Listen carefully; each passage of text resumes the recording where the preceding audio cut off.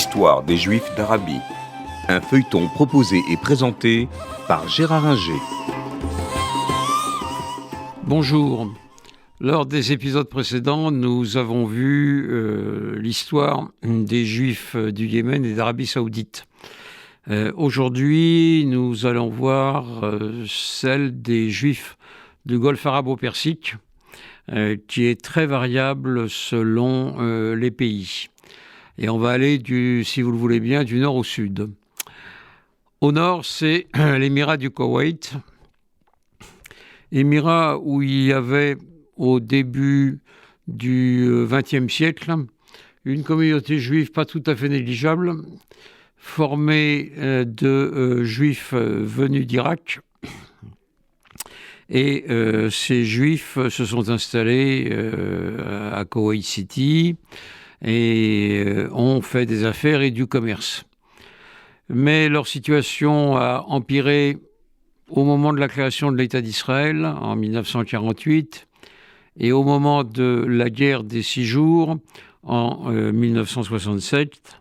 Et donc, la plupart des Juifs sont partis, la totalité d'ailleurs, soit pour Israël, soit pour les États-Unis, soit pour l'Europe occidentale. Il faut voir que le Koweït est, de tous les États dont on va parler, le plus pro-palestinien parce que il y a une importante colonie palestinienne au Koweït. Beaucoup de Palestiniens réfugiés se sont installés là et ont fait des affaires. Et le Koweït n'a aucune relation et refuse d'avoir la moindre relation avec l'État d'Israël, officieuse et encore moins officielle. Donc là, c'est le blackout le plus complet. Et s'il y a des Juifs qui ont le droit, qui sont au Koweït, ce sont des Juifs américains ou européens qui font des affaires, mais qui sont là en tant que citoyens américains ou européens, et uniquement en tant que tels. Donc, de tous les pays de la côte du Golfe arabo-persique, le Koweït est le moins favorable à Israël. La situation n'est pas la même en ce qui concerne Bahreïn, petite île située au large, un peu plus au sud, au large de l'Arabie Saoudite. Bahreïn est un endroit où il y a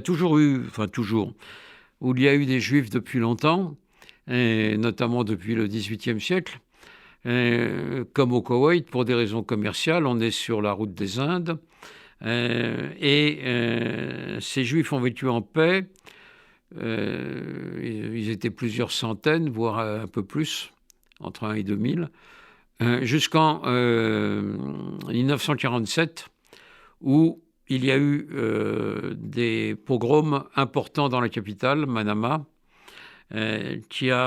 pogroms qui ont entraîné le départ de nombreux Juifs.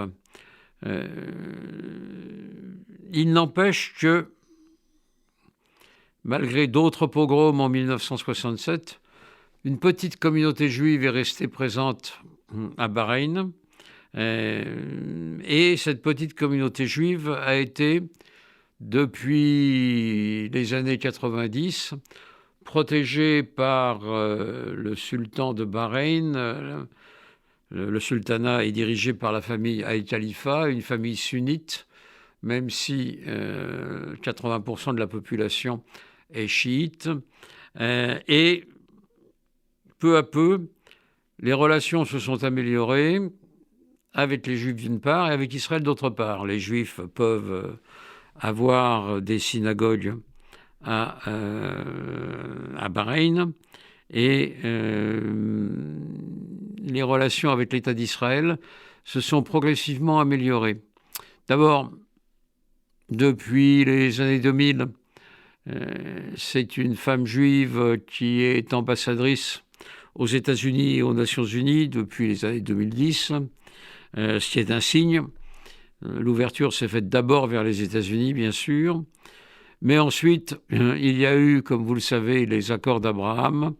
Et ces accords d'Abraham ont permis d'établir des relations directes entre Israël et Bahreïn, ce qui fait qu'aujourd'hui, il y a des accords économiques et des accords de défense entre les deux pays qui ont établi des relations diplomatiques.